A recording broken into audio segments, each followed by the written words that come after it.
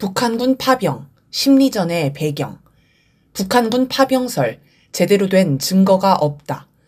북한이 우크라이나 전쟁의 파병에 러시아를 돕는다는 주장이 단 일주일 사이에 전 세계를 뒤덮었습니다.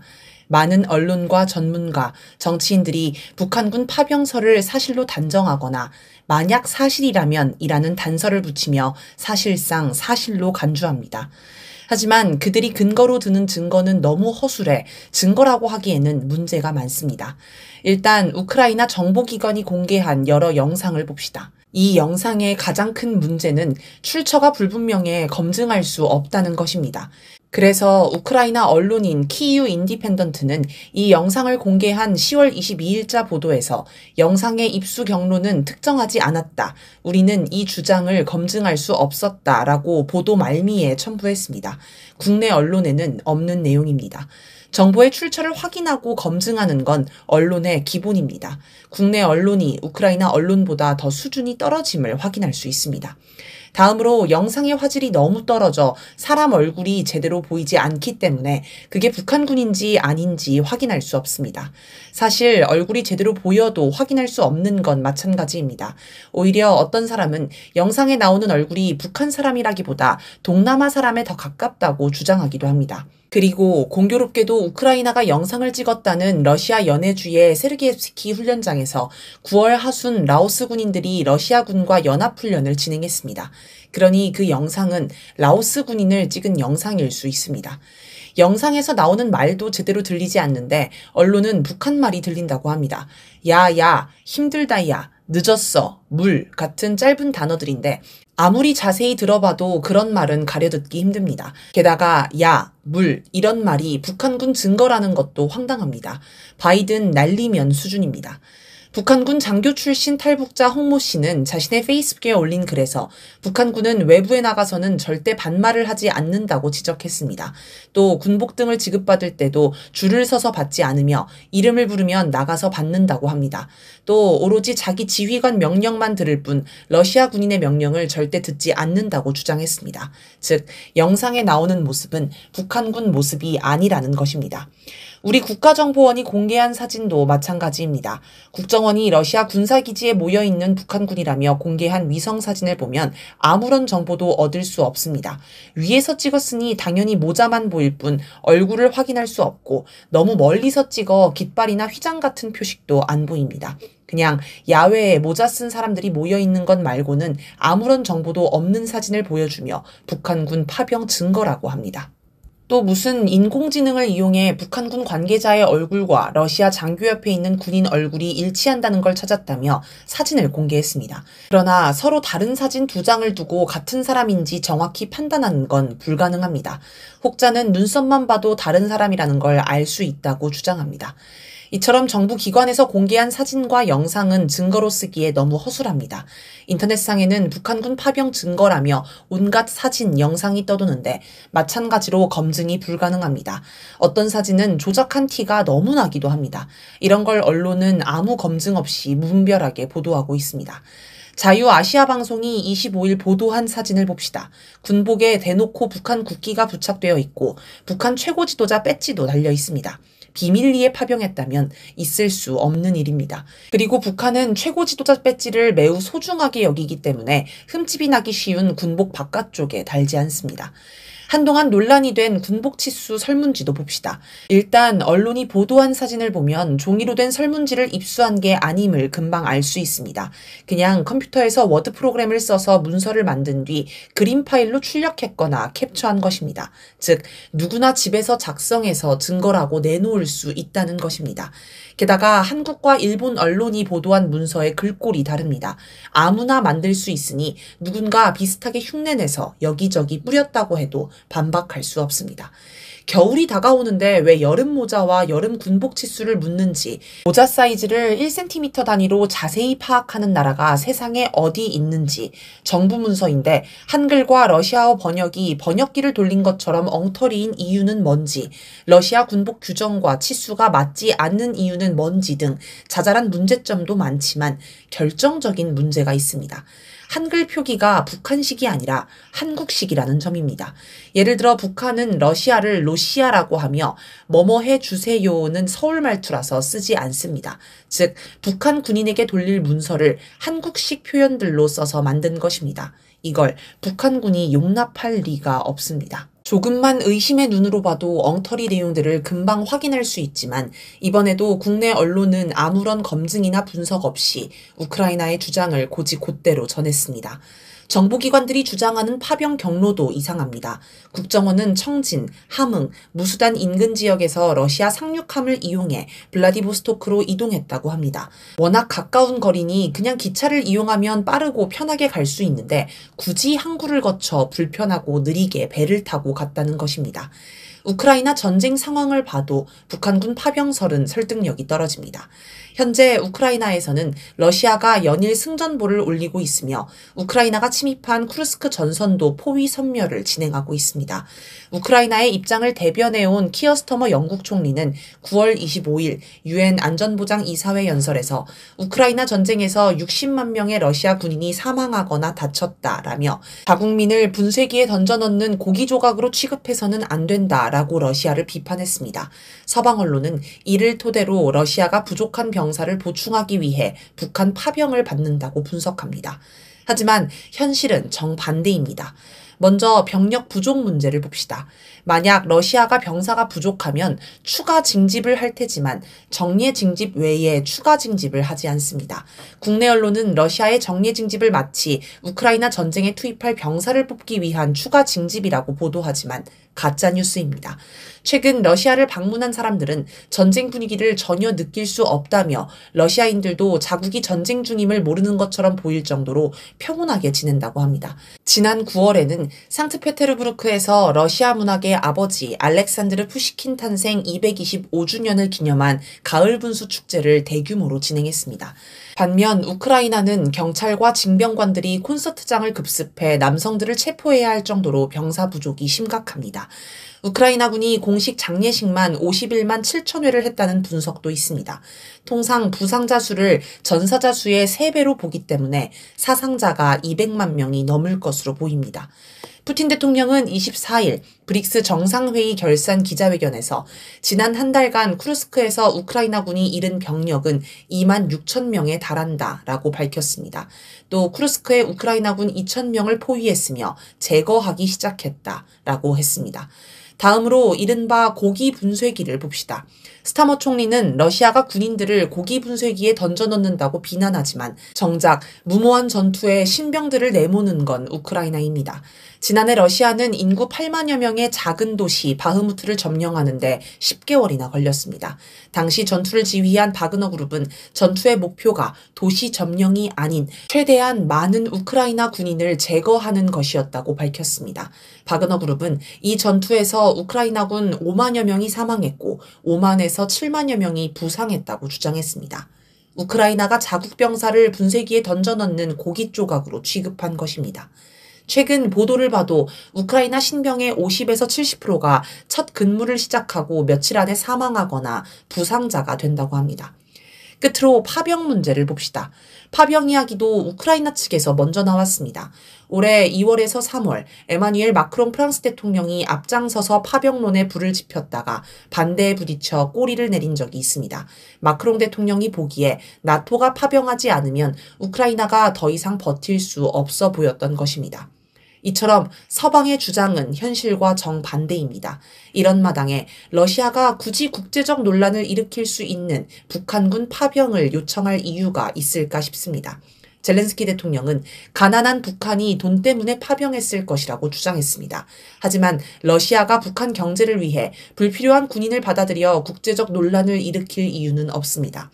게다가 젤렌스키 대통령이 북한에 관해 제대로 파악하지 못한 모양인데 북한 경제는 상당히 빠르게 성장하고 있습니다. 경제 파국에 직면한 우크라이나가 평가할 수준이 아닙니다.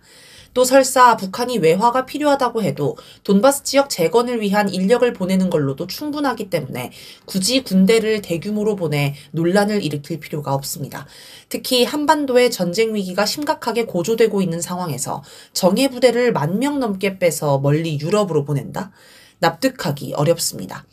블라디미르 푸틴 러시아 대통령이 24일 브릭스 정상회담 결산 기자회견에서 한 발언, 북한 외무성 부상이 25일 조선중앙통신 기자의 질문에 대답한 내용을 두고 북러가 파병을 인정했다는 식의 분석도 있습니다. 하지만 각 발언을 자세히 들여다보면 파병을 인정하는 내용은 없습니다. 먼저 푸틴 대통령은 북한군 파병설의 증거로 제시된 위성사진에 관한 질문에 위성사진이야말로 심각한 것이다. 만약 사진이 존재한다면 그것이 무언가를 투영하고 있다는 것을 의미한다. 라는 다소 모호한 답변을 한 뒤 북러 조약을 토대로 우리가 무엇을 어떻게 할 것인지는 우리에게 달려있다. 무엇보다 우리는 북러 조약 제4조 군사원조를 담은 조항의 이행과 관련해선 적절한 협상을 해야 한다. 우리는 북한 동료들과 접촉하고 있으며 이 과정이 어떻게 전개되는지 지켜볼 것이라고 하였습니다. 즉, 북한군 파병을 시인하는 내용은 없으며 이제 북한과 협상을 해야 한다고 하여 오히려 아직 파병을 결정하지 않은 것처럼 이야기했습니다. 김정규 북한 외무성 러시아 담당 부상은 우리 외무성은 국방성이 하는 일에 대하여 직접적으로 관여하지 않으며 또한 이에 대하여 따로 확인해 줄 필요를 느끼지 않는다라고 하여 명시적으로 긍정도 부정도 하지 않았습니다. 그러면서 만약 파병하더라도 그건 국제법적 규범에 부합되는 행동일 것이라고 주장했습니다. 이 발언만으로 파병을 인정했다고 단정할 수 없습니다. 관심에서 멀어진 중동 사태. 북한 파병설이 나오기 직전까지 국제사회는 중동 사태에 촉각을 곤두세웠습니다. 특히 이스라엘의 레바논 진격 결과가 어떻게 나올 것인가, 이스라엘이 이란에 보복 공격을 한다는데 어느 규모로 언제 할 것인가를 두고 관심이 집중되었습니다. 10월 1일 이스라엘은 헤즈볼라 소탕을 명분으로 레바논에 진격했습니다. 레바논 수도 베이루트 공습도 이어갔습니다. 지난 19일 레바논 재난위험관리국은 작년 10월 8일 이후 1년여 기간 이스라엘의 공습으로 사망자만 2,448명, 부상자 1만 1,471명이 발생했다고 밝혔습니다. 레바논은 방공망이 취약하기 때문에 이스라엘의 공습에 큰 피해를 보고 있습니다. 하지만 지상전은 사정이 다릅니다. 헤즈볼라는 산악 지역에 거대한 지하 통로를 구축해놓고 이스라엘군이 진격해 오기를 기다렸고 국경 곳곳에서 이스라엘군을 매복 공격했습니다. 지상군 투입 한 달이 다 되어가지만 국내 언론은 지상전 이야기는 거의 하지 않고 공습 성과만 보도합니다. 실제로 지상전에서 이스라엘군이 거의 성과를 못 내고 고전하고 있기 때문입니다. 헤즈볼라는 연일 이스라엘군을 제거했다고 발표하며 이스라엘 언론도 얼마 전 지상전에서 이스라엘군 장교와 병사가 총 57명 사망했다고 보도했습니다. 더 충격적인 건 18일 헤즈볼라의 자폭용 무인기가 네타냐후 이스라엘 총리 관저의 총리 침실 창문에 정확히 충돌하는 사건이 발생한 것입니다. 당시 네타냐후 총리가 관저에 없었기에 무사했지만 해당 지역에 경보도 울리지 않아 이스라엘 요격 체계가 완전히 뚫렸다는 점에서 큰 주목을 받았습니다. 10월 1일 이란이 이스라엘에 200발에 달하는 대규모 미사일 공습을 한 후 이스라엘은 보복을 공언했습니다. 그러나 한 달이 다 되어가도록 보복하지 못했습니다. 이스라엘 내에서는 보복 공습 대상으로 이란 핵시설, 석유시설 등을 꼽았지만 미국은 군사시설로 한정하라며 이견을 보였습니다. 그러다가 19일 미국이 작성한 이스라엘의 보복 계획 관련 기밀 문서 2종이 텔레그램에 유출되면서 미국이 발칵 뒤집혔습니다. 이란 측에서 공개한 것으로 추정되는 이 문서에는 이스라엘의 보복 방식과 이에 관한 미국의 평가 등이 담겨 있으며 관련한 무기, 군수품, 훈련 상황 등도 담겨 있다고 합니다. 이 사건으로 보복을 준비하던 이스라엘에 김이 빠졌습니다. 이스라엘의 이란 공습이 쉽지 않은 이유 가운데 하나는 이란의 보복 공격을 막을 수 없기 때문입니다. 10월 1일 공습에서도 이스라엘은 미사일을 제대로 막지 못했습니다. 국내 언론은 이스라엘의 방공미사일인 아이언돔을 극찬하지만 애초에 아이언돔은 단거리 미사일 요격용이라서 이란의 중거리 미사일과는 무관합니다. 중거리 미사일은 다비즈 슬링이나 에로우2로 요격해야 하는데 여기서도 한계가 있습니다. 일단 요격 확률이 100%가 아닌데다가 미사일이 한꺼번에 여러 개 날아오면 모두 요격할 수가 없고 요격 미사일이 비싸고 수량 제한이 있어 매번 쏟아부을 수가 없습니다. 게다가 당시 이란은 처음으로 극초음속 미사일을 발사했는데 이건 아예 요격이 불가능합니다. 이스라엘도 극초음속 미사일에 처음 당했기 때문에 화들짝 놀랐을 것입니다. 영국의 파이낸셜 타임스는 15일 이스라엘이 심각한 요격미사일 부족 상황에 직면했다고 보도했습니다. 이란과 대리 세력, 헤즈볼라, 하마스, 후티 반군 등이 각종 로켓, 미사일, 자폭용 무인기를 끊임없이 보내고 있어 요격미사일 재고가 급격히 소진되고 있다는 것입니다. 이스라엘군 준장 출신 아사프 오리오는 우린 아직 헤즈볼라의 완전한 능력을 보지 못하고 있다라며 현재 헤즈볼라가 예상 미사일의 10%만 발사하고 있다고 설명했습니다. 만약 100% 발사하면 심각한 피해가 예상됩니다. 또 에후드 에일람 이스라엘 국방부 전 연구원은 이란이 이스라엘을 향해 180발의 탄도미사일을 쐈을 때 이스라엘군이 일부 에로우 미사일을 아끼고 있다는 느낌을 받았다라며 이스라엘 요격미사일이 부족해지기 시작하는 것은 시간 문제라고 지적했습니다. 따라서 이스라엘이 이란을 공격했다가 미사일 반격을 당하면 치명타를 입을 수 있습니다.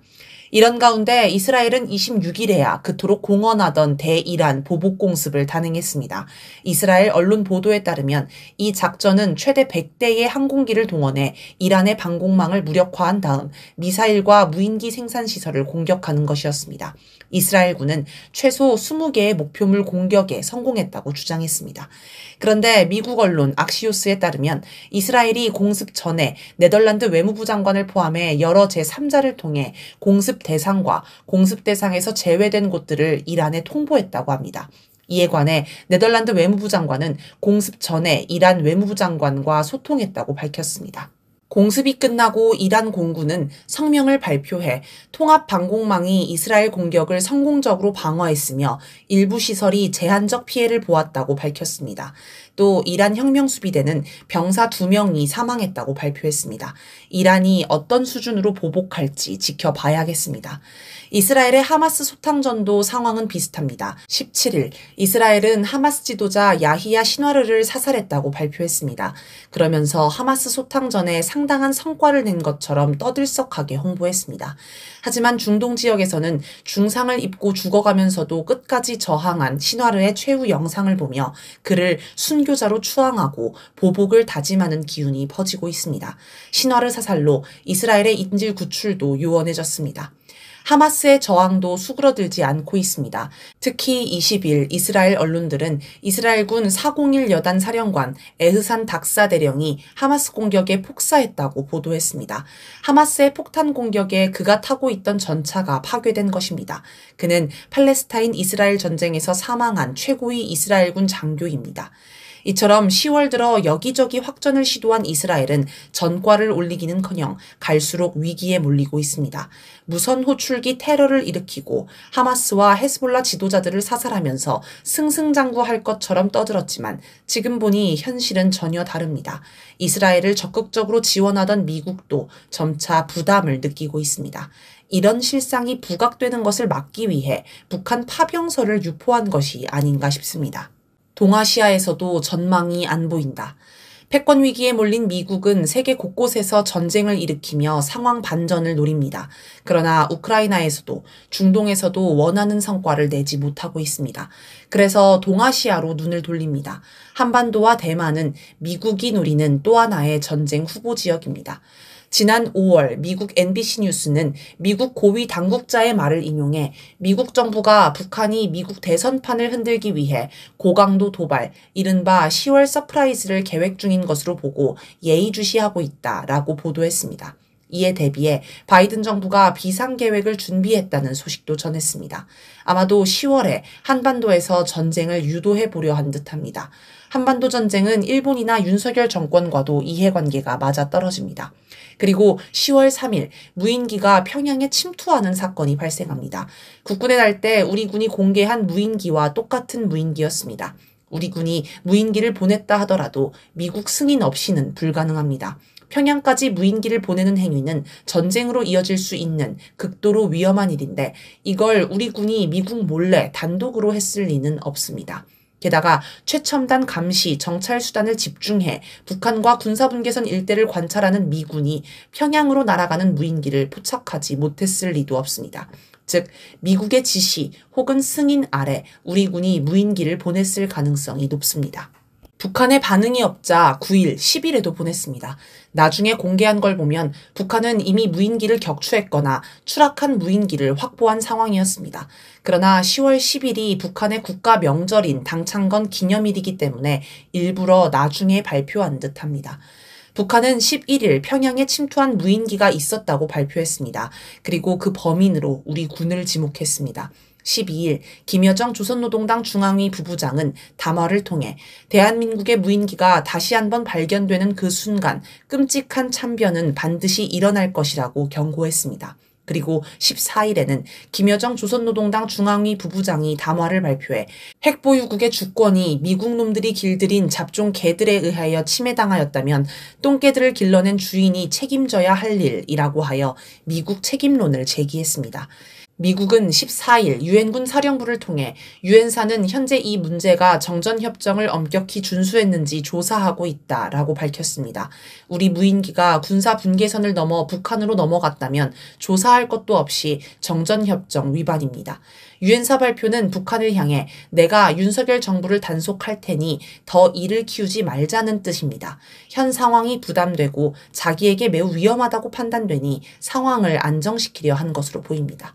북한은 23일 노동신문 보도를 통해 김정은 국무위원장이 전략미사일 기지들을 시찰했다고 밝혔습니다. 북한이 깊은 산속 지하에 숨겨진 전략미사일 기지를 사진으로 공개한 것은 처음입니다. 만일의 사태가 발생하면 대륙간 탄도미사일로 미국 본토를 공격하겠다는 의지를 다시 한번 분명히 밝힌 셈입니다.